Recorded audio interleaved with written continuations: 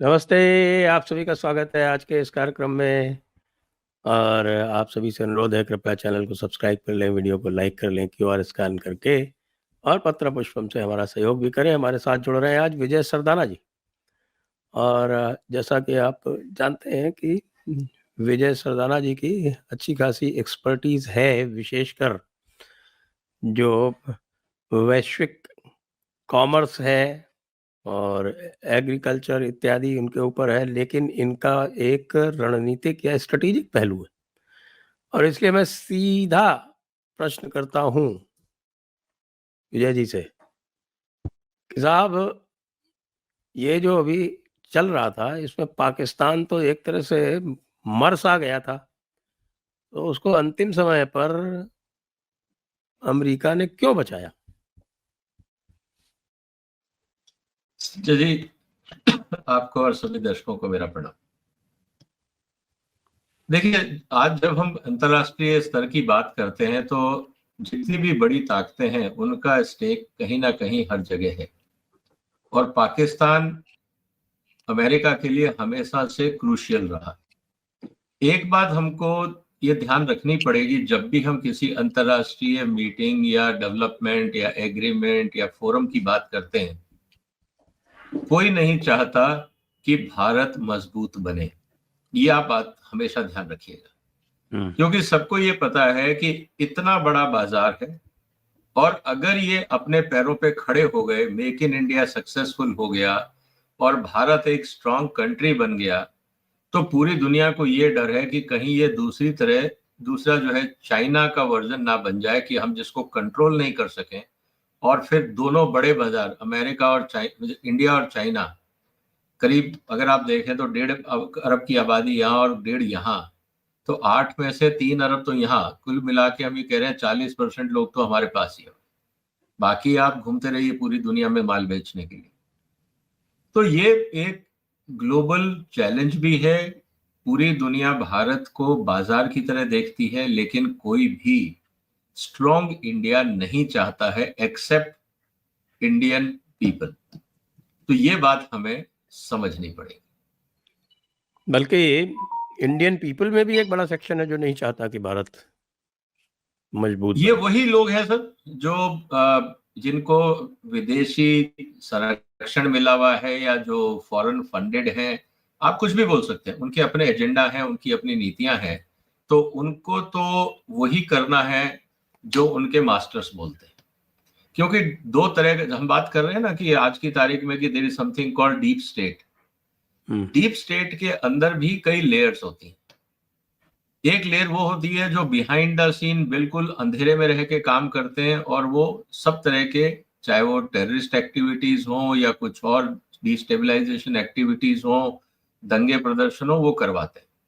लेकिन एक deep state का हिस्सा होता है जो पॉलिसी और पब्लिक ओपिनियन को इन्फ्लुएंस करता है। ऐसे बहुत लोग होंगे जिनको आप ध्यान से अगर देखेंगे तो उनका एक खास टोन है, वो हमेशा ऑब्जेक्टिव नहीं होंगे। उनके जो, जिसको कह सकते हैं कि जो उनके गॉड फादर्स हैं या जो उनके मास्टर्स हैं, जैसा आदेश आएगा वैसी ही वहां पे बातचीत होगी।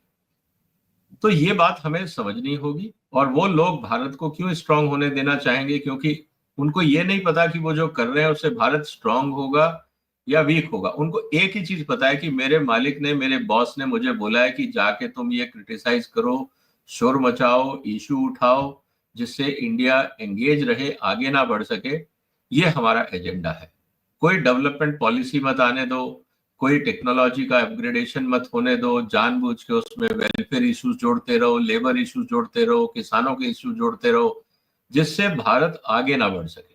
और ये वेल डिफाइंड एजेंडा है, और इसके अंदर कोई सरप्राइज नहीं होना चाहिए कि ऐसा हो रहा है। तो ये बताएं कि ये जो 3.5 दिन का जो एक इंटेंस, मैं कहूँगा, इंगेजमेंट हुआ, वॉर तो इसको नहीं कह सकते, वॉर तो दोनों तरफ से किसी ने डिक्लेयर भी नहीं किया, लेकिन जो इंटेंस एंगेजमेंट हुआ, इसमें भारत का जो आत्मनिर्भर भारत वाला जो चरित्र था वो इतना निखर के सामने आया कि साहब, चाइना की जो डिफेंस मार्केट थी वो बर्बाद होगी, यूएस की जो डिफेंस मार्केट थी वो बर्बाद होने के कगार पे थी, और तभी यूएस कूद के आया बीच में और कहा अरे साहब बड़ी खतरनाक इंटेलिजेंस है, और साहब ये पता नहीं क्या थी वो इंटेलिजेंस की, वो न्यूक चला देंगे या न्यूक्स जो है वो टेररिस्ट के हाथ में चले जाएंगे, जो भी था।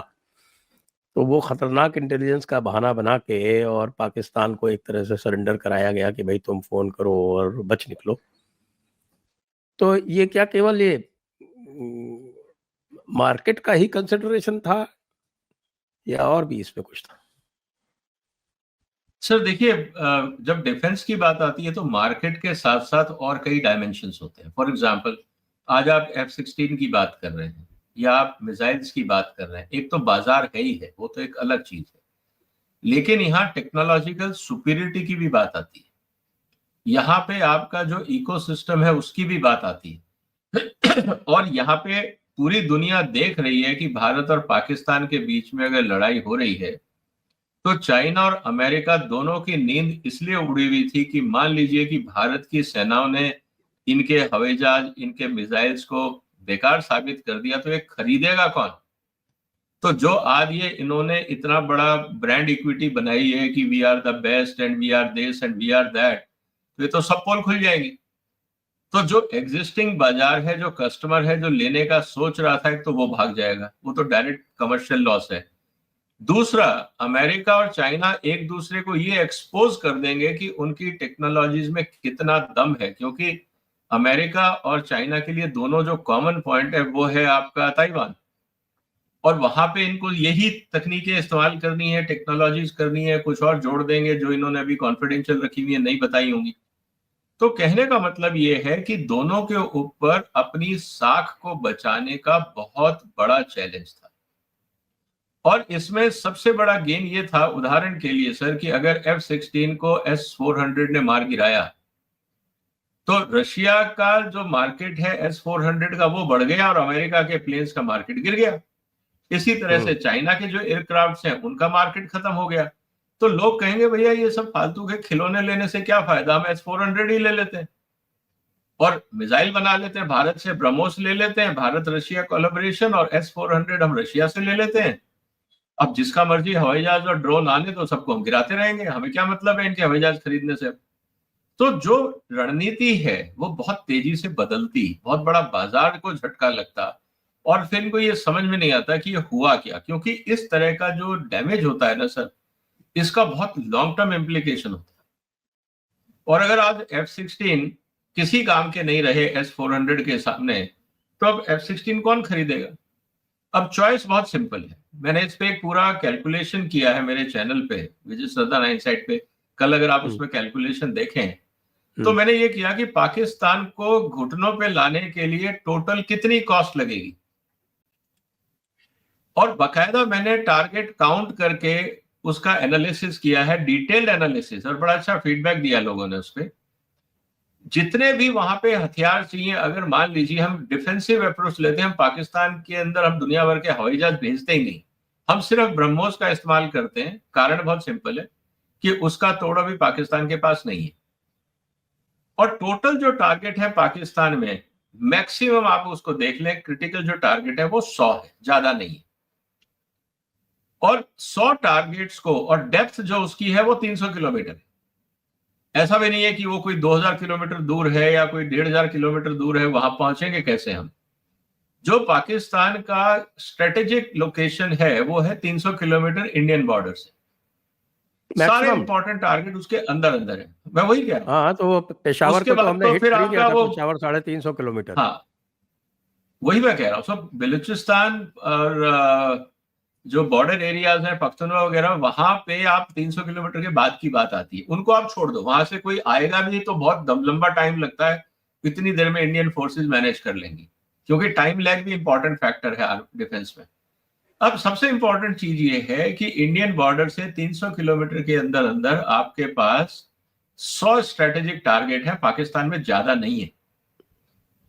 उसको अगर मैं ये कह रहा हूं कि हर टारगेट पे अगर आप एक ब्रह्मोस मिसाइल लगाते हो, और मैं मार्केट रेट मान के चलता हूं ब्रह्मोस का करीब 38 से 40 करोड़, अगर 40 करोड़ भी है, 100 का मतलब हुआ 4000 करोड़। अगर एक टारगेट पे आपने एवरेज 5 भी लगा दिए तो क्या हुआ, 200 करोड़ पर टारगेट, जबकि उन टारगेट्स को बनाने में हजारों करोड़ का खर्चा आया होगा। पावर प्लांट्स हैं, पोर्ट्स हैं, इंपॉर्टेंट डिसीजन हैं, तो आप 100 से 200 करोड़ का खर्चा करके आप उनके 1000 से 2000 करोड़ का टारगेट उड़ा सकते हो। मैंने ये कैलकुलेशन इसलिए की कि आप कहेंगे कि सर वहां पे आतंकवादी कैंप है। अरे मैंने कहा उस कैंप के ऊपर 400 रुपए वाले तंबू के ऊपर 40 करोड़ का मिसाइल फेंकने का कोई सेंस नहीं बनता ना। उसको आप उनकी सप्लाई लाइन तोड़ दो, आप पानी मत होने दो, पेट्रोल मत आने दो, बिजली मत आने दो, अपने आप आर्मी बैठ जाएगी, खाना मत आने दो, तो कहां जाएंगे लोग। तो आपका टोटल खर्चा है 20,000 करोड़ रुपए, और सारे क्रिटिकल कंपोनेंट्स 20,000 करोड़ आप बाकी और कंटिजेंसी में रख लीजिए, एयरक्राफ्ट के लिए, सर्वेलेंस के लिए, बॉर्डर सिक्योरिटी के लिए, जो भी है। तो पाकिस्तान तो घुटने पे आ ही गया ना सर। आपको कुछ नहीं करना, ना वहां बिजली ना पानी, अपने आप लोग सड़कों पे आ जाएंगे। और सबसे बड़ी बात यह है कि आर्मी क्या करेगी, जब तक आर्मी के पीछे सप्लाईज नहीं है तो खाली टैंक में बिना पेट्रोल के टैंक को लेके वो क्या घूमेंगे सर। खाना नहीं होगा फौजी के पास तो कितने दिन वो बंदूक तान के खड़ा होगा बॉर्डर पे। तो ये इंपॉर्टेंट चीजें हैं, और आज की दुनिया में आपको सप्लाई लाइन पे काम करना है।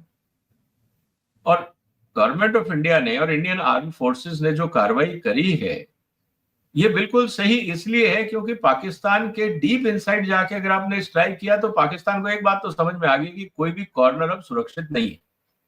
तो अभी तक जो कश्मीर कश्मीर कर रहे थे, अब ये पूरा जो पोर्टफोलियो है, ये जो पूरा जो प्लेग्राउंड है, ये पाकिस्तान का कोई भी हिस्सा हो सकता है। Kashmir is not only important area. तो ये इस जिसे कहते हैं कि बहुत बड़ा एक लॉजिकल शिफ्ट है जिसको हमें सोचना होगा। और इसीलिए आज मैंने सुबह एक और वीडियो बनाया था कल प्राइम मिनिस्टर की स्पीच के बाद, उसमें मैंने ये कहा था कि अब भारत में क्या क्या बदलेगा, और ये दोनों लेवल पे बदलेगा, भारत की विदेश नीति में भी और भारत की रक्षा नीति में भी, और कई बदलाव आए। तो इंटरेस्टिंग डेवलपमेंट है सर, और इसी से दुनिया दुखी है। और भारत की न्यूक्लियर पॉलिसी में भी निश्चित रूप से डिफेंस में मैं उसी को लेके आ रहा हूँ। डिफेंस क्योंकि न्यूक्लियर में दोनों डायमेंशन है ना सर, फॉरेन पॉलिसी भी है और हमारी डिफेंस पॉलिसी भी है। और न्यूक्लियर में तो देखिए, जहां तक बात है कि पाकिस्तान हो या अमेरिका हो या रशिया हो, इस्तेमाल कोई नहीं करेगा, क्योंकि रशिया ने यूक्रेन के ऊपर इस्तेमाल नहीं किया, इजराइल ने इस्तेमाल नहीं किया, अमेरिका चाइना करेंगे नहीं, पाकिस्तान अगर करेगा तो वो पाकिस्तान का आंख। सर मुझे नहीं लगता, क्योंकि ये पता है पूरी दुनिया को कि अगर जहादियों के हाथ में अगर आ गया एटॉम बॉम्ब तो भारत तो एक टारगेट है, उनके तो टारगेट हर एक वेस्टर्न कंट्री। क्या आज अमेरिका के वहां झंडे के ऊपर वो आग नहीं जलाते, वहां झंडा हाथ में लेके अमेरिका के झंडे पे वहां के राष्ट्रपति की फोटो के ऊपर जूते मारते हैं, चप्पल मारते हैं। तो नफरत तो उनको सबसे है। तो Bharat can be one of the target, लेकिन बाकी जगह भी तो उनके लिए तो बड़ा आसान हो जाएगा फिर ब्लैकमेल करना पूरी दुनिया को। तो मुझे नहीं लगता वर्ल्ड कम्युनिटी वो करने देगी। और पाकिस्तान आर्म्ड फोर्सेस के ऊपर भी और बाकी जगह पे भी मुझे लगता है अमेरिका की बहुत पैनी नजर होगी कि आप ये तमाशा मत करिए, नहीं तो बहुत बड़ी प्रॉब्लम। तो आप क्या सब पहले विदेश नीति की बात कर लेते हैं, उसके बाद रक्षा नीति की बात कर लेते हैं। कुछ तो मोदी जी ने अपनी स्पीच में काफी कुछ बता ही दिया। जी देखिए, जहां तक बात है विदेश नीति की, अब ये बात आप देख लीजिए कि मोदी साहब ने जो कहा, और जब शुरू में जब ये अटैक शुरू हुआ था 5-6 तारीख को, तब से लेकर अभी तक मोदी साहब ने एक बात कही थी, और शुरुआत हुई थी बिहार की इलेक्शन रैली से, जहां पे उन्होंने ये कहा था कि जब उन्होंने इंग्लिश में स्पीच दी थी उस समय ही भारत की विदेश नीति बहुत क्लियर उन्होंने कर दी थी, with support of defence establishments. हम तुमसे पूछेंगे नहीं, हम डिसाइड करेंगे किसको कहां ठोकना है और किस लेवल तक जाना है, हमें अब किसी से कंसल्ट नहीं करना है। एक बात तो बहुत क्लियर है, क्योंकि मोदी साहब के पास कुछ एग्जाम्पल बहुत सही है। इजराइल और हमास की लड़ाई से बहुत क्लियर हो गया कि आप इजराइल का कुछ नहीं बिगाड़ पाए। रशिया और यूक्रेन की लड़ाई से बहुत क्लियर हो गया कि यूएन और पूरा वेस्टर्न वर्ल्ड किसी काम का नहीं है। अगर आप में दम है, ये सब शोर मचाएंगे, ये किसी काम के नहीं। इसी तरह से पाकिस्तान और भारत में जब कुछ होता है तो पूरी दुनिया सिर्फ शोर मचाएगी, आपके हेल्प नहीं करेगी, तो बेहतर है उनको इग्नोर करो, आगे बढ़ो। और मोदी सरकार ने यही किया। तो एक तो बहुत क्लियर है कि हम आपकी बात सुनेंगे नहीं। दूसरी बात, अंतरराष्ट्रीय मंचों का कोई मतलब नहीं रहा, चाहे वो इजराइल का मुद्दा हो, चाहे वो रशिया का मुद्दा हो, चाहे वो चाइना का मुद्दा हो, या भारत पाकिस्तान का मुद्दा। यूएन जैसी बॉडीज, और जिसको ट्रंप ने खुद ही बोल दिया कि these are useless, there is no need for this. तो कहने का मतलब ये है कि इस समय अंतरराष्ट्रीय संस्थाओं की जो क्रेडिबिलिटी है वो ऑल टाइम लो है, चाहे वो टेक्निकल ऑर्गेनाइजेशंस हो, चाहे वो डिप्लोमेटिक ऑर्गेनाइजेशंस जैसे यूएन वगैरह। कहने का मतलब ये है कि उनकी क्रेडिबिलिटी ऑल टाइम लो है, कोई उनको वेट नहीं दे रहा। तो भारत को भी ये मैसेज मिला कि भाई आपको अपना काम, अपने घर की सफाई खुद करनी होगी, किसी के भरोसे नहीं।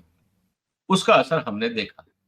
जब ये फॉरेन पॉलिसी क्लियर हो गई, उसके बाद आती है आपकी रक्षा नीति कि आप भारत ने सफाई यूएन को करनी बिल्कुल कैसे। पूछा भी नहीं, अप्रोच भी किया, कोई मैंने कहा ना, वो डिफंक्ट है बात सर, भी वो नहीं तो की, कोई होना ही एविडेंस नहीं देने है। की भी बात नहीं की जो पहले किया करते थे। नहीं, मैं वही कह रहा हूं, इस बार वो कहते रहे कि न्यूट्रल एजेंसी से हम इन्वेस्टिगेशन कराएं, ये करें, हमने ना जवाब दिया ना उनकी बात सुनी। तो ये बात तो बहुत क्लियर है सर। अब सवाल इस बात का आ जाता है कि जब फॉरेन पॉलिसी क्लियर है और डिफेंस फोर्सेस को ग्रीन सिग्नल दे दिया गया है कि अब जाइए, अब अपना आप काम करिए, आपको कोई नहीं रोक रहा है, जो होगा हम देखेंगे। जब पॉलिटिकल लेवल से एक क्लियर मैसेज डिफेंस को चला जाता है, ये एक बहुत बड़ा मॉरल बूस्टिंग होता है किसी भी ऑर्गेनाइजेशन के लिए, कि आपके जो टॉप बॉसेस हैं वो आपके साथ खड़े हैं और आप पे भरोसा कर रहे हैं। ये बहुत बड़ा मॉरल बूस्टिंग एजेंडा है। जब ग्रीन सिग्नल मिला तो भारत की जो डिफेंस तैयारियां हैं वो तो हमेशा रहती ही, उन्होंने उसको थोड़ा रिफाइन किया, जो भी इंटरनल प्लानिंग करनी थी, लॉजिस्टिक्स वगैरह, सप्लाई चेन्स वगैरह रिफिल करी, हफ्ते 2 हफ्ते में वो काम हो गया और वो अपने काम पे लग गए। जब ये कार्रवाई हुई और डीप स्ट्राइक हुआ, पहले पूरी दुनिया ने ये सोचा था कि शायद जो भारत की सेनाएं हैं वो ज्यादा से ज्यादा क्या करेंगी, भाई आपका सर्जिकल स्ट्राइक कर लेंगी, 5-7 और आतंकवादियों के तंबू उखाड़ देंगे, और क्या होगा। इसके आगे तो किसी ने उम्मीद की नहीं थी। लेकिन जब पता लगा कि 9 इंपॉर्टेंट बेस पाकिस्तान के आर्मी के जो मेन स्टेब्लिशमेंट है वो उड़ा दिए गए, जो पहले इनके तो 9 इंपॉर्टेंट टेररिस्ट बेस उड़ाए गए। मैं वही आ रहा हूँ, जो 9 इनके टेररिस्ट लोकेशंस थी वो उड़ाई। उसके बाद बैकअप में फिर जब आर्मी ने वहां से आई, डिफेंस ने रिएक्शन किया तो उन्होंने उनको उड़ा दिया। और अभी तो शुरुआत होनी थी, तुरंत इंटरवीन किया गया, क्योंकि ये बात सबको समझ में आ गई कि इस समय इंडिया में गुस्सा है और कोई सुनने वाला नहीं है, और मोदी पे प्रेशर है कि आप हिसाब बराबर करें। और जहां तक मोदी साहब की पर्सनैलिटी की बात है, ये ट्रंप भी जानता है, पाकिस्तान भी जानता है, चाइना भी जानता है, यूएन भी जानता है कि यहाँ पे सिर्फ सॉफ्ट पेडलिंग से काम होगा नहीं। आपको अगर लड़ाई को रोकना है तो बहुत ही एग्रेसिव स्टैंड लेना होगा। तो इसीलिए चाहे वो सऊदी अरेबिया हो, सडनली, जबकि एक दिन पहले ही अमेरिका के उपराष्ट्रपति ने कहा था कि हमारा कोई लेना देना नहीं, आप आपस में निपटो। लेकिन जैसे ही डीप स्ट्राइक आई, सारी इक्वेशन बदल गई और रातों रात कार्रवाई शुरू हुई। क्योंकि अगर ये बढ़ जाता, अगर ये 3 दिन और चल जाता, तो पता नहीं पाकिस्तान में और क्या क्या टूट गया होता। और उसमें अमेरिका के इंटरेस्ट हो सकता है कि आपके 10-12 F-16 उड़ जाते, चाइनीज एयरक्राफ्ट उड़ जाते, तो इन सबके लिए मुश्किल ही हो जाती। दुनिया को दिखाना गया तुम्हारे F-16 को तोड़ दिया इंडिया ने, अब फिर किसको बेचने जाते हैं, तो बड़ा मुश्किल होता। तो इसीलिए ये उनके इंटरेस्ट में था कि इस पूरी कार्रवाई को कंट्रोल किया जाए। अच्छा, एक और जो इम्पोर्टेंट जो बात हुई इसमें कि साहब एक न्यू नॉर्मल मोदी जी ने अपनी स्पीच में सेट कर दिया, और 3 बातें जो खास है कि साहब, एक तो इंडस वाटर ट्रीटी जो है वो सस्पेंड रहेगी, ट्रेड नहीं होगी और टॉक्स नहीं होंगे। अब पहले जब मैंने इसकी एनालिसिस की थी तब मुझे ये लग रहा था कि भाई ये ऑपरेशन पाइथन है, धीरे धीरे स्क्वीज करके और जान निकाल के और उसके बाद उसको सॉल्व किया जाएगा।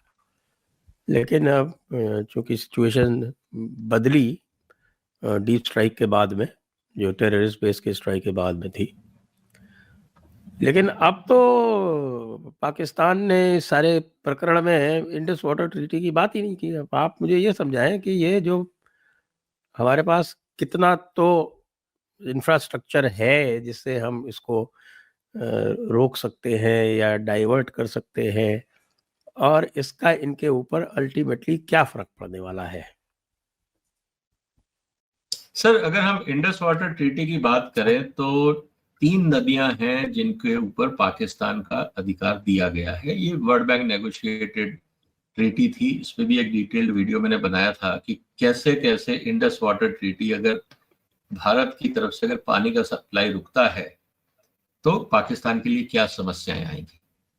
देखिए, पाकिस्तान का जहां तक इंडस वाटर ट्रीटी का हाल है कि जो मेन इंडस रिवर है वहां तो शायद इतना ज्यादा इंफ्रास्ट्रक्चर नहीं होगा, लेकिन जो बाकी है, जो आपका झेलम है और जो दूसरा आपका चिनाब है, ये जो नदियां निकलती हैं इन पे फिर भी भारत ने कुछ एक डैम्स बनाए हुए हैं। वहां पे हम अगर सप्लाई रोकते हैं तो, क्योंकि सारी नदियां पैरेलल तो चलती नहीं है, अलग अलग एरिया से आती है और सबसे ऊपर से घूम के आती है इंडस। लेकिन जो पाकिस्तान के पंजाब एरिया से निकलती हैं वो है आपकी चिनाब भी है, झेलम भी है, जो उनका सबसे फर्टाइल एरिया है।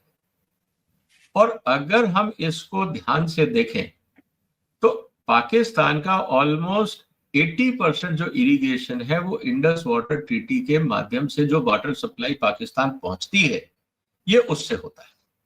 इतना ही करीब वाटर जो पीने का पानी है वो भी पाकिस्तान का इन 3 नदियों से आता है। तो अगर आज आपने पानी रोक दिया या फ्लो कम कर दिया, या जब जरूरत है, जैसे मान लीजिए कि आज सोइंग का टाइम है और पानी नहीं है, तो क्या होगा सर? फसल डिले हो जाएगी। हाँ, मानसून में आपको खूब सारा पानी मिलेगा, आप रोक नहीं पाएंगे, आप बहने दीजिए, लेकिन मानसून में फसल लगाता कौन है? उससे पहले लगती है। सोइंग के टाइम आपको पानी नहीं मिला तो समस्या है। 12 महीने आपको पीने का पानी चाहिए, वो नहीं मिला, आपके यहाँ पे वाटर लेवल भी नीचे जाएगा और सप्लाई भी रिस्ट्रिक्ट होगी। ओवरऑल चैलेंजेस काफी बढ़ जाते हैं। और ये तो बहुत वेल स्टेब्लिश फैक्ट है कि जल बिन सब सून, पानी नहीं होगा तो सब बेकार, पहली बात। अब रही बात कि पाकिस्तान ने इंडस वाटर ट्रीटी का जिक्र क्यों नहीं किया, तो सवाल ये है कि इस समय पाकिस्तान बार्गेनिंग पावर में था ही नहीं।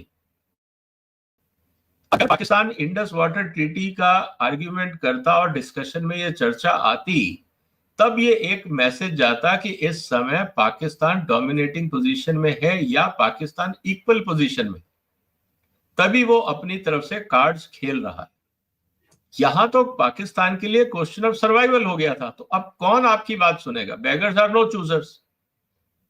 तो पाकिस्तान के पास कोई ऑप्शन था ही नहीं कि भाई अगर तुमने लड़ाई को, इस ट्रीटी को 3 दिन और खींचा लंबा कि लेट अस नेगोशिएट, जैसे यूक्रेन ने किया अमेरिका के साथ। 1 महीने तक उन्होंने मिनरल ट्रीटी को खींचा और उसके बाद साइन किया अपनी टर्म्स एंड कंडीशंस बनवाने के बाद। ये अगर स्थिति होती पाकिस्तान की तो पाकिस्तान करता, लेकिन पाकिस्तान की मजबूरी ये थी कि अगर 48 घंटे लड़ाई और चल जाती तो 48 ठिकानों पर और बम पड़ जाते, और हर एक ठिकाने पे जब बम पड़ता है तो एवरेज आप ये मान के चलिए कि 1000 करोड़ का नुकसान हो जाता है। और पाकिस्तान की आर्थिक स्थिति बहुत खराब है, अभी वो नुकसान झेलने की स्थिति में नहीं है क्योंकि उनके पास रिपेयरिंग का भी पैसा नहीं है। तो सिचुएशन, आर्थिक स्थिति बहुत खराब है। शोर चाहे कितना मचा ले पाकिस्तान की आर्मी की हम ये कर देंगे वो कर देंगे, उससे होता नहीं है, क्योंकि फौजियों को आपको 3 टाइम खाना खिलाना है, उनको हथियार देने हैं, उनको फ्यूल देना है, नहीं तो वो मोबिलाइज कैसे करें।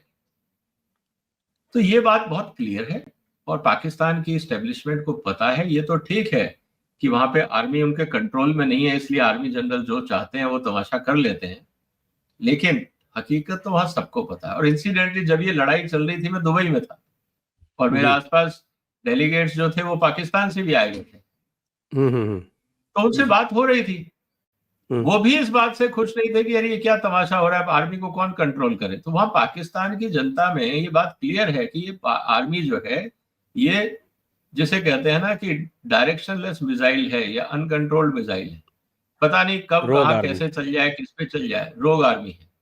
तो ये मुश्किल है इनको कंट्रोल करना। और अब आर्मी का पूरा फोकस है किस तरह से रिसोर्सेज को कंट्रोल करें, क्योंकि पाकिस्तान में जो रिसोर्सेज है वो कम होते जा रहे हैं। अगर आईएमएफ का एग्जाम्पल भी हम ले लें कि जो 1-1.5 बिलियन डॉलर के लिए वो कटोरा लेके गए थे, पाकिस्तान का मंथली ट्रेड डेफिसिट है 2 से 3 बिलियन डॉलर, और आप मंथली। लेके आ रहे हो करीब मंथली। हम्म। और उनका जो रिक्वायरमेंट है जिसकी वो लोन मांग रहे, वो मांग रहे 1 से 1.25, मतलब 10 दिन का खर्चा। आपने जो अगर लोन ले भी लिया आईएमएफ से, तो वो तो 1 हफ्ते की कॉस्ट है। जब लड़ाई चलेगी तो आपको वहां भी डाइवर्ट करना होगा, क्योंकि आर्मी ये थोड़ी कहेगी कि ठीक है तुम आलू प्याज खरीदो, टमाटर बेचो, और हम खाली बैठे हैं, बंदूकों में कुछ नहीं है, पेट्रोल नहीं है, हम खाली इंतजार करेंगे अगली खेप का। ऐसा तो वो करेंगे नहीं, वो तो तुरंत कहेंगे कि वी नीड सप्लाईज, पैसे डाइवर्ट करो। तो मुश्किल से 7 से 10 दिन का इनके पास रिसोर्स था आईएमएफ से, इसीलिए परेशान। और अगर ऐसा होता है, पाकिस्तान की अगर आर्थिक स्थिति और बिगड़ती है, तो पाकिस्तान की एक तरफ बलूच आर्मी का आप स्टेटमेंट देख लीजिए कि हम तो कभी भी घोषणा कर सकते हैं फ्रीडम की, दूसरी तरफ सिंध और पाकिस्तान पंजाब में आपस में कन्फ्लिक्ट है, आजाद कश्मीर जो ये बोलते हैं वो अपने आप में कन्फ्लिक्ट जोन है, और फिर खैर पख्तूनख्वा का जो अलग एरिया है अफगानिस्तान से लगा हुआ बाकी जगह का, वहां इनकी कोई सुनता नहीं, वो अपने आप ही इनके आर्मियों के ऊपर गोलियां चला रहे हैं, उनको मार रहे हैं। तो Pakistan is a highly divided society, और जब फाइनेंशियल क्राइसिस होगा तो वो डिवीजन और तेजी से बढ़ेगा, क्योंकि पैसे जाएंगे पाकिस्तान के पंजाब क्षेत्र में, क्योंकि पॉलिटिकली और डिफेंस वाइज वो डोमिनेंट है, तो वो अपनी तरफ खींचेंगे। बाकी एरियाज में कंफ्लिक्ट बढ़ेगा कि आप हमें खाना भी नहीं दे रहे और बोलते हो कि हम आपके साथ। तो स्थिति काफी नाजुक। और वैसे भी जो मैंने आंकड़े देखे हैं उसके हिसाब से पाकिस्तान एक हाईली वाटर स्ट्रेस्ड कंट्री है, और उसके पास की जो वाटर अवेलेबिलिटी है वो इंटरनेशनल नॉर्म से तो बहुत कम है ही, कि भारत की भी लगभग 1/3 ही है उसके पास। हाँ सर, देखिए पाकिस्तान के पास जो एरिया गया, आप हिस्टोरिकली भी देखें तो पाकिस्तान के पास जो सबसे सिंपल इंपॉर्टेंट एरिया था वो एरिया था जो लाहौर या आसपास उसके, लाहौर मुल्तान का जो बेल्ट है, पुराना भारत का समृद्ध पाकिस्तान, समृद्ध पंजाब। इन्होंने जब पाकिस्तान बनाया तो इन्होंने जो डेवलप्ड पार्ट था पंजाब का वो ले लिया, अमृतसर एंड बियॉन्ड वाला जो एरिया था मुल्तान के आगे का, वो डेवलप्ड एरिया था पंजाब का, इन्होंने वो लिया। उसके अलावा अगर आप देखें तो सिंध का एरिया जो है वो डेजर्ट है, क्योंकि गुजरात और राजस्थान का बॉर्डर सेम है, पॉलिटिकल बाउंड्री से ज्योग्राफी तो नहीं बदलती। इसके अलावा आप चले जाइए, पूरा का पूरा जो बलूचिस्तान एरिया है वो पूरा का पूरा ही वाटर स्ट्रेस्ड एरिया है, क्योंकि जो अफगानिस्तान की हालत है वही उनकी है। जितना आप हिमालयन में पहाड़ों में चले जाएंगे वहां पे पानी वैसे ही नहीं टिकता है, रफ टेरेन है, पथरीला इलाका है, बारिश होती है लेकिन वहां टिकता नहीं है। जैसे क्लासिक एग्जांपल मैं आपको देता हूँ, चीरापूंजी एक जगह है जहाँ दुनिया की सबसे ज्यादा बारिश होती है, लेकिन चीरापूंजी हमेशा वाटर स्ट्रेस रहता है, सब बह जाता है नीचे, क्योंकि वो पानी, बांग्लादेश चला जाता है पानी क्योंकि पूरा। हाँ, पानी पानी पूरा बह के चला जाता है, तो आपके पास रिजर्वायर्स नहीं है। तो ये स्थिति है पाकिस्तान की कि जहां से ये तीनों नदियां निकलती हैं, झेलम, चिनाब और सिंध, ये निकलती हैं पाकिस्तान बेल्ट से, इसलिए वही डोमेन इनका डेवलप्ड है, बाकी जगह कुछ नहीं हुआ है। तो ये स्थिति है। और जो जहां वाटर स्ट्रेस की बात है तो है ही है। और अगर ये अब तो वर्ल्ड बैंक ने भी बोल दिया कि हम कोई मीडिएशन नहीं करेंगे, हम तो, हमारा रोल तो सिर्फ फैसिलिटेशन का था कि अगर आप दोनों देश मिलके आपस में बैठ के बात करना चाहते हैं और आपको भाई किसके कॉन्फ्रेंस रूम को इस्तेमाल करना है या चाय पानी का इंतजाम कौन करेगा, तो वो हम कर देंगे, बाकी इससे ज्यादा हमारी उम्मीद मत करो। वो तो वर्ल्ड बैंक के चेयरमैन ने साफ बोल दिया, बग्गा साहब। बंगा, अब हाँ, अजय बंगा रही ने बात, जब यहाँ आए थे ना, वो मोदी जी से मिलके गए, हाँ अभी आए जी, और लखनऊ में ये तो स्टेटमेंट दिया इसीलिए उन्होंने। करेक्ट। तो उन्होंने साफ कह दिया कि भैया हमारा कोई लेना देना नहीं है, आपस की बात है, आप निपटो। तो इस तरह से पाकिस्तान की आर्ग्यूमेंट रहा नहीं, और जिस तरह से अभी स्ट्राइक हुई है, इनके एयरपोर्ट्स टूटे हैं, इनको समझ में आ गई बात कि अब ये कहना कि सिर्फ झगड़ा कश्मीर तक है वो नहीं है, और मोदी साहब का ये कहना कि ऑपरेशन सिंदूर खत्म नहीं हुआ है, पॉज बटन पे, इसका मतलब ये है कि अब लड़ाई तुमने शुरू करी थी, खत्म कब और कैसे करनी है अब हम डिसाइड करें। तो मुझे लगता है कि ये एक परमानेंट थ्रेट पाकिस्तान के सिर पे लटक रहा है। अच्छा, हम इसको कैसे यूटिलाइज कर सकते हैं बेटर? ये जो IWT से क्या इस समय जो है, क्योंकि हमारे जो यहाँ पे 3.60 MAF जो अलाउड है स्टोरेज, हमारे पास तो हमने वो भी नहीं बनाया है इन 3 नदियों पे। सर वही बात आती है कि बॉर्डर एरियाज में स्ट्रेटेजिक लोकेशन को लेकर जो हमारी सरकारें रही हैं उन्होंने कभी सोचा नहीं। जैसे चाइना सोचता है स्ट्रेटेजिकली कि सड़क चाहिए या नहीं चाहिए, लेकिन उनको पता है कि बॉर्डर तक सड़क कभी भी इस्तेमाल हो सकती है, तो चाहिए, चाहे वहां पे 2 घर भी ना हो, सड़क होनी चाहिए। लेकिन हम लोगों ने, क्योंकि हमारे रिसोर्सेज लिमिटेड थे, हमारी सोच इंटरनल पॉलिटिक्स में उलझी रहती है, हम कभी स्ट्रेटेजिकली सोच नहीं पाए। तो चाहे वो चाइना बॉर्डर रहा हो, चाहे वो पाकिस्तान बॉर्डर रहा हो, चाहे वो अपर नॉर्थ कश्मीर का एरिया रहा हो, वहां पे वो डेवलपमेंट नहीं हुआ जो होना चाहिए था। और उसी का फायदा हर तरह से जिन्होंने एक्सप्लॉइट की सिचुएशन उन्होंने उठाया, इंक्लूडिंग टेररिस्ट, कि जब आपको रिएक्शन टाइम ही नहीं है, आपको वहां पहुंचने में 2 घंटे लगेंगे, तो 2 घंटे में तो टेररिस्ट दौड़ के तो 15 किलोमीटर दूर भाग जाएगा ना। और 15 किलोमीटर का एरिया कॉर्डन ऑफ करने में आपको कितना टाइम लगेगा? और रास्ते में 2 घंटे में तो उसने कपड़े भी बदल लिए, शेव भी कर ली, वहां पे वो बकरियां चरा के वापस फौज के बीच में से निकल गया होगा, तो आपको क्या पता। टाइम बहुत बड़ी फैक्टर हो जाता है। तो कहने का मतलब ये है सर, ये सब चीजें क्रूशियल थी। अब भारत को क्या करना है? पहली बात तो जो मुझे लगता है कि अब पानी आपको चाहिए, और वैसे भी चाहिए डेवलपमेंट के लिए, तो जितना पानी अवेलेबल है, पहली बात तो वहां पे आप रिजर्वायर बनाइए, और हो सके तो अब आपके पास टनल बोरिंग मशीन्स भी हैं, जहां तक हो सके रिजर्वायर्स हैं, वहां पे आप वैलीज के अंदर आप रिजर्वायर बना सकते हैं, क्योंकि आबादी नहीं है। जैसे फॉर एग्जाम्पल हमारे यहाँ हमेशा बर्फ तो पड़ेगी नहीं, जिस समय पड़ेगी मेल्टिंग होगी उस समय आपको पानी मिलेगा, बाकी टाइम के लिए आप रिजर्वायर बना सकते हैं, और उसकी जरूरत भी रहेगी। इसके अलावा पावर प्लांट का ऑप्शन है। इसके अलावा उस क्षेत्र में हम अपने एग्रीकल्चर, जो कश्मीर का एरिया है वहां पे एग्रीकल्चर को डेवलप करें, ताकि वहां किसानों को रोजगार भी मिले, पानी भी मिले, और उस हिसाब से उनकी आमदनी भी बढ़े। तो ऑप्शंस हैं, बट टाइम लगेगा sir. These are infrastructure development projects, 2 से 3 साल तो लगेंगे, प्रोवाइडेड वी स्टार्ट टुडे। हम जितना डिले करेंगे उसमें 3 से 5 साल हमें जोड़ना पड़ेगा। तो और ये जो भारत हमने जो अभी कर रहा है कि 75 साल एकदम से कभी किया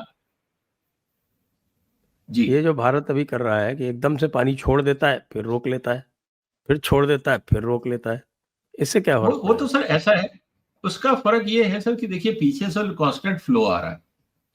अगर थ्रेशोल्ड लेवल से बढ़ जाएगा, अगर डेंजर मार्क से डैम के ऊपर पानी बढ़ जाएगा, तो सेफ्टी के लिए आप रिलीज कर दीजिए। लेकिन होता क्या है ना सर, कि जब आप बीच में रोक देते हैं तो जो फ्लो चलना चाहिए कंटिन्यूअस, वो रुक जाता है। अब जब आप दोबारा पानी छोड़ेंगे तो जो पानी आप भेज रहे हो शायद पाकिस्तान तक पूरा ना जाए, क्योंकि बहुत कुछ पानी जमीन भी सोख लेती। तो अगर मान लीजिए आपने 100 लीटर छोड़ा, अगर कंटिन्यूअस फ्लो में आप 100 लीटर छोड़ते रहते तो 100 आपको मिल जाता। लेकिन आप इंटरमीडिएट छोड़ रहे हैं, इसका मतलब यह है कि जो पानी जमीन सोख लेती है वो तो पहुंचेगा नहीं, वाटर टेबल उसी एरिया की इंप्रूव होगी। उसके अलावा आपको जो डैम्स बने हुए हैं उनकी सेफ्टी भी देखनी है, तो जरूरत से ज्यादा आप स्टोरेज करेंगे higher than the safety levels, वो रिस्की हो सकता है। तो दोनों तरफ से। अब अनसर्टेनिटी की प्रॉब्लम ये है कि अनसर्टेनिटी में आपको कैसे पता लगेगा भारत कब छोड़ेगा? ये डिपेंड करता है कि पीछे से फ्लो कैसा आ रहा है। तो किसान क्या आज बीज लगा के इंतजार करेगा? नहीं कर सकता। इसका मतलब वो पानी का इंतजार करेगा, जब तक वो पानी को देख के बीज लगाएगा, पता लगा 3 दिन बाद फिर पानी आना बंद हो गया। तो एक बड़ा विचित्र स्थिति हो जाएगी एग्रीकल्चर डेवलपमेंट की। और फिर जब पानी आएगा तो सारे लोग उस ट्यूबवेल से अपना पानी खींचेंगे अपनी अपनी मोटरें लगा के, तो आखिर में जो पहुंचेगा पानी वो वैसे भी नहीं पहुंचेगा। तो कांस्टेंट फ्लो अगर नहीं है तो इट इज हाईली रिस्की। और अब अगर आप हमें तंग कर रहे हो, हथियार चला रहे हो, हिंदुस्तान में लोगों को मार रहे हो, तो फिर आप कैसे उम्मीद करते हो कि हम आपको लगातार पानी दें? यही तो मोदी साहब का पहले दिन पे था। और इसी पे ही मेरा एक डिटेल्ड वीडियो भी था कि जो इंडस वाटर ट्रीटी है, अब इसमें चैलेंजेस क्या है सर। पाकिस्तान के कई बड़े power plant, hydro power plant इसी ट्रीटी के ऊपर डिपेंडेंट है। आपके जो थर्मल पावर प्लांट है वो भी इन्हीं डिस्ट्रीब्यूटरीज के आसपास है, क्योंकि थर्मल पावर प्लांट को भी पानी चाहिए, और हमेशा थर्मल पावर प्लांट किसी ना किसी बड़े वाटर रिजर्वायर के आसपास ही होते हैं। वो प्रॉब्लम, तो आपको हाइड्रो पावर नहीं मिला क्योंकि आपकी फ्लो रुक गई, तो वो कैसे चलेगा। और लेवल कम हो गया, एक लेवल के नीचे अगर है, आपके शूट्स में अगर पानी नहीं जा रहा है तो टरबाइन कैसे मूव करेंगे, तो वो प्रॉब्लम हो गई। सप्लाई नहीं आ रही तो आपके पावर प्लांट रुकेंगे क्योंकि आपको लगातार वाटर फीड चाहिए अंदर, तो वो प्रॉब्लम हो गई। खेती में आपको पानी नहीं मिल रहा, आपके जो वाटर ट्रीटमेंट प्लांट्स हैं जो कंज्यूमेबल्स के लिए, पोर्टेबल वाटर के लिए, वो काम नहीं कर रहे क्योंकि उसमें पानी नहीं आ रहा। और पानी कम आता है तो उसके अंदर सैंड पार्टिकल ज्यादा होते हैं, तो पावर जो आपके ट्रीटमेंट प्लांट है इनमें प्रॉब्लम आएगी। तो बड़े आपने जो इम्बैलेंस हो गया ना सर, इसके काफी सारे टेक्निकल चैलेंजेस आते हैं which will hurt their performances. Ultimately cost will go up, maintenance will go up, and everything will become very very complicated. अच्छा, दूसरी बात कही मोदी जी ने कि साहब की नो ट्रेड। ट्रेड तो मुझे लगता है पहले ही कम थी, इससे क्या अंतर पड़ेगा अधिक? सर भारत इंपोर्ट नहीं कर रहा था, तो हार्डली हमारा करीब 20-50 मिलियन डॉलर का ट्रेड था। ट्रेड ज्यादातर आज भी पाकिस्तान इंडिया के बीच में अगर हो रहा है तो वो आया दुबई हो रहा है। इसीलिए जब भी आप दुबई जाएंगे तो आपको वहां पे इंडियन ट्रेडर और पाकिस्तान के ट्रेडर आपको अक्सर मिल जाएंगे कॉन्फ्रेंसिस में, मीटिंग्स में, क्योंकि सप्लाई कहां से आए। जो चीज इंटरनेशनल मार्केट में मिलती है, जैसे तेल, खाने का तेल मिल गया तो वो डायरेक्ट मंगवा लेते हैं, लेकिन जो पेरिशेबल्स हैं, फ्रूट्स एंड वेजिटेबल, वो कहां से आएगा। कॉटन वो कहां से आएगा, क्योंकि नेक्स्ट डोर पाकिस्तान के इंडिया है।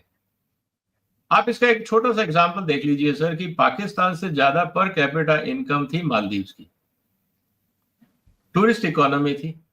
भारत के साथ पंगा करके वो इकोनॉमी बैठ गई, जबकि वो उनको कोई बहुत ज्यादा सप्लाई नहीं चाहिए, उनके पास टूरिस्ट आता है, पूरा पैसा देता है, आप अंतरराष्ट्रीय बाजार से कहीं से भी रॉ मटेरियल खरीद सकते थे। क्या मालदीव कर पाया? नहीं हो पाया। क्या श्रीलंका कर पाया? नहीं हो पाया। क्या नेपाल कर पाया? नहीं हो पाया। क्या बांग्लादेश कर पा रहा है? नहीं हो पा रहा है। तो आपके पास जब इतना बड़ा नेबर है भारत जैसा, जहां से आप बहुत कुछ अपनी रिक्वायरमेंट्स को ले सकते हैं, आप वही सप्लाई लाइन तोड़ दोगे, तो टेक एन एग्जांपल सर, अगर भारत से प्याज नहीं जाएगा तो पाकिस्तान प्याज कहां से खरीदेगा? ईरान से, यूक्रेन से। वो तो खुद ही खरीद रहे हैं। मैं वही कह रहा हूं, अब यूक्रेन से पाकिस्तान आने के लिए आपको फ्लाइट भेजनी पड़ेगी। बाई सी आने का मतलब है कि आपको 15 दिन का, 20 दिन का टाइम चाहिए, उसकी कॉस्ट तो। और यूक्रेन भी तब तक देगा जब तक वहां स्नोफॉल नहीं होता, तो 6 महीने से ज्यादा यूक्रेन भी आपकी मदद नहीं कर पाएगा। कहने का मतलब ये है सर कि अगर अल्टरनेट होते ना, तो ये लोग पहले ही अल्टरनेट इस्तेमाल कर लेते, इंतजार नहीं करते ये लड़ाई का। इनको पता है कि भारत के अलावा अल्टरनेट नहीं है, तो इसलिए भारत ने जब मना किया है तो ऑफिशियली जो डायरेक्ट ट्रेड था वो करीब 300 मिलियन डॉलर का था। अब उसके अंदर आपके कॉटन भी है, मसाले भी हैं, कुछ दवाइयां भी हैं, पंजाब से कुछ एग्रीकल्चर के अप्लायंसेस भी जाते हैं, कुछ केमिकल्स भी जाते हैं, प्लास्टिक्स आइटम्स भी जाते हैं। तो ये सब चीजें जो डे टू डे आइटम की वो जाती है। कोई हाईटेक इकोनॉमी तो है नहीं पाकिस्तान कि आप कहोगे कि सॉफ्टवेयर जा रहा है या माइक्रोचिप जा रहा है या वहां पे कोई और कोई चीजें जा रही है, वो तो कुछ है नहीं। उनको तो दाल रोटी खानी है, वो जहां से सस्ती मिलेगी वो ले लेंगे। भारत से सस्ती कौन देगा सर? ये उनके लिए चुनौती होगी। भारत ने तो अपना पूरा जो इंटीग्रेटेड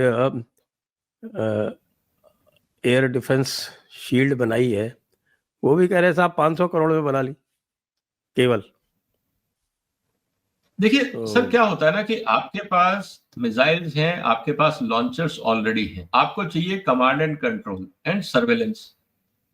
अब उसके लिए आपके पास आईटी टेक्नोलॉजी चाहिए, डेवलपमेंट टेक्नोलॉजी चाहिए, कम्युनिकेशन एंड सिग्नलिंग टेक्नोलॉजी चाहिए, बाकी चीजें तो हैं ही। आपको तो कनेक्ट करते जाना है कि भाई आपके पास, आप पृथ्वी मिसाइल पड़ा है उसके साइट को कनेक्ट कर दो, ब्रह्मोस पड़ा है उसको कनेक्ट कर दो, छोटी मिसाइल्स है उसको कनेक्ट कर दो, हैवी मिसाइल्स है उनको कर दो, ड्रोन के साथ कनेक्ट कर दो। कंट्रोल कमांड बनानी है। बाकी चीजें तो ऑलरेडी आप साल भर 12 महीने डिफेंस की जो फैक्ट्री है वो करती क्या है। फॉर एग्जांपल अब नई फैक्ट्री ब्रह्मोस के लिए इनॉग्रेट करी है राजनाथ सिंह जी ने, अब वो 100 ब्रह्मोस मिसाइल साल की बनाएगी, मतलब हर हफ्ते 2 तैयार हो जाएंगी। अब हर हफ्ते अगर 2 मिसाइलें तैयार हो रही हैं तो वो कोई यूज तो हो नहीं रही, वो आपके रिजर्व्स में जा रही हैं। अब कितने साल से ब्रह्मोस चल रहा है? ये ब्रह्मोस का काम कम से कम 20 साल से चल रहा है हिंदुस्तान में। 20 साल में कितनी मिसाइलें बनी होंगी और कितनों का परीक्षण हुआ होगा? बाकी कहीं ना कहीं तो गोडाउंस में पड़ी होंगी ना सर। मैं कह रहा हूं आप फर्स्ट इन फर्स्ट आउट वाली पॉलिसी अपना लो, सबसे पुराना ब्रह्मोस मॉडल भी चलाओगे तब भी पाकिस्तान के लिए भारी है। तो ये स्थिति रहेगी और डिफेंस में तो हर साल खर्चा होना ही है। और अब तो प्राइवेट सेक्टर को बोल दिया है कि आप प्रोडक्शन को पूरी रफ्तार से बढ़ाइए, सरकार खरीदेगी। तो जब सरकार भारत मेक इन इंडिया पे फोकस कर रही है और डिपेंडेंट नहीं है बाहर से गोला बारूद के लिए, तो और लोग आएंगे इन्वेस्टमेंट करने। तो स्थिति सर धीरे कमिंग धीरे बैक टू सुधरेगी, ट्रेड, लेकिन इट टेक्स टाइम। जी, कमिंग बैक टू ट्रेड, अगर पाकिस्तान को दवाइयाँ नहीं मिलेंगी, आलू प्याज टमाटर नहीं मिलेंगे, तो फिर ये कैसे अपना काम चलाएंगे? सर देखिए, आप ये समझिए कि पाकिस्तान फूड इमरजेंसी पे रहेगा। कुछ चाइना से मंगाएगा, कुछ टर्की से मंगाएगा, कुछ यूक्रेन से मंगाएगा, कोई इजिप्ट से मंगाएगा, कुछ अफ्रीका से मंगाएगा। अब यह है कि जहां आपको 2 किलो आटा मिलना चाहिए था महीने का, अब आपको 1 किलो मिलेगा या 1.5 किलो मिलेगा। तो कंसर्न्स तो आएंगे, सप्लाई चेन के इश्यूज आएंगे, क्वालिटी के इश्यूज आएंगे, बाकी चीजें आएंगी। तो ये प्राइस स्लो प्राइस है but price will matter. Serious impact. हाँ जी सर, प्राइस के में तो फर्क पड़ेगा। प्राइस तो ऑलरेडी हालत खराब है ना सर। पाकिस्तान की करेंसी एक समय ये होता था कि इंडिया से 2-3 पैसे ये नीचे रखते थे ताकि इनका बासमती एक्सपोर्ट हो जाए। बाकी जो इंडिया से कॉम्पीट करते थे ये इंडियन रुपी के कंपैरिजन में पाकिस्तान के रुपी को जरा सा वीक रखते थे ताकि बायर इनके पास जाए। आज पाकिस्तान की करेंसी भारत के 30-32 पैसे के बराबर है। तो आज अगर भारत से आप मान लीजिए कि प्याज टमाटर भी खरीद रहे हो, वो भी आपके लिए एक्सपेंसिव है। ये तो भारत की स्थिति है।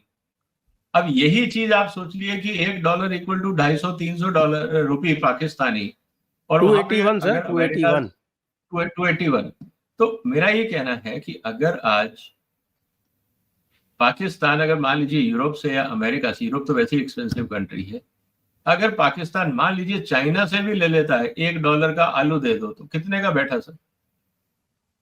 280 रुपए किलो हो गया ना। 280 रुपए किलो। कितने लोग खा पाएंगे? तो इनकम है नहीं, गरीबी है, चैलेंज है। नहीं तो भाई IMF की कंडीशंस भी तो फुलफिल करनी पड़ती हैं साहब। सर वो तो कह देंगे फोर्स मेजर क्लॉज है, भाई लड़ाई हो गई, हम क्या करें, आपकी कंडीशन पूरी नहीं कर पाए। वहां तो देखिए, जब आपके पास अगर स्थिति ऐसी है कि भाई मैं नंगा ही हूं तो मेरे से क्या कपड़े उतरवाओगे यार, तो पहले ही एक्सपोज है, वो तो सबको पता है। ये सिर्फ इसीलिए पाकिस्तान को एड दी गई कि वहां पे इंटरनल सिविल वॉर नहीं हो जाए, क्योंकि वो खाने का पैसा तो मिल जाए इनको यार, खाने लायक भी नहीं बचेंगे। वैसे भी पेट्रोल और डीजल वहाँ 250-250 है लोकल। हाँ, मैं वही कह रहा हूँ ना सर कि $1 का मतलब है आपका 250-300 रुपए। तो पूरी दुनिया में जो $1 में चीज मिल रही है वो समझ लीजिए पाकिस्तान में 250-300 है। वहां पे आप पर कैपिटा इनकम देख लीजिए कितनी है, उस हिसाब से हालात तो आपका खराब खर्चा है तो निकलता भाई, ही नहीं। तो मोदी जी जो है उनको धीरे धीरे स्क्वीज करके मारेंगे, ये कहने का मतलब है। हाँ हाँ, वो पाकिस्तान तो अपनी मौत खुद मरेगा सर। ट्रेड डेफिसिट ही आपका $2 से $3 बिलियन पर मंथ है। आपके पास टोटल फॉरेन एक्सचेंज रिजर्व करीब $10 बिलियन है। तो आपके पास टोटल पैसा ही पाकिस्तान की सर्वाइवल के लिए 2 से 3 महीने का है। अब वॉर शुरू हो गई तो खर्चे और बढ़ जाएंगे। इमरजेंसी प्लानिंग में, रिजर्वर्स में आपने जो प्लेन खोए उनको रिकवर करोगे। अब आर्मी कहेगी नहीं हमें गोला बारूद का स्टॉक करना है, तो जो आप पहले प्याज का स्टॉक करते थे आप गोला बारूद का स्टॉक करो। पहले आप पेट्रोलियम का स्टॉक करते थे, आप गोला बारूद का स्टॉक भी करोगे। तो आपके तो खर्चे बढ़ेंगे, कम नहीं होंगे। And this is dangerous. जी जी जी, वही मैं देख रहा था कि भारत में तो स्टॉक मार्केट जंप मारने लगा है और पाकिस्तान में तो बीच में तो बहुत बुरी तरह से कोलैप्स हो गया था। थोड़ा सा संभला है। पाकिस्तान में है ही कुछ नहीं ना सर। इन्वेस्ट जो करेंगे वो 5-7 बड़ी कंपनियां हैं, और वो भी गिने चुने प्लेयर है। वहाँ कार्टेलाइजेशन है, पाकिस्तान में फ्री मार्केट नहीं है। वहां पे बहुत लिमिटेड स्कोप है स्टॉक मार्केट को मैनिपुलेट करने का। जितने बड़े घराने हैं वो, उनके ब्रोकर्स, तो मेरे को लगता है कि 1000-2000 आदमी से ज्यादा पाकिस्तान के स्टॉक मार्केट में होगा भी, जो एक्चुअल है। बाकी तो नंबर के लिए हम कुछ भी बोल सकते। तो आइए आज की चर्चा को अब यहीं पर विराम देते हैं। सभी दर्शकों को बहुत बहुत धन्यवाद। विजय सरदाना जी को बहुत बहुत धन्यवाद। जय हिंद, जय भारत, वंदे मातरम। वंदे मातरम।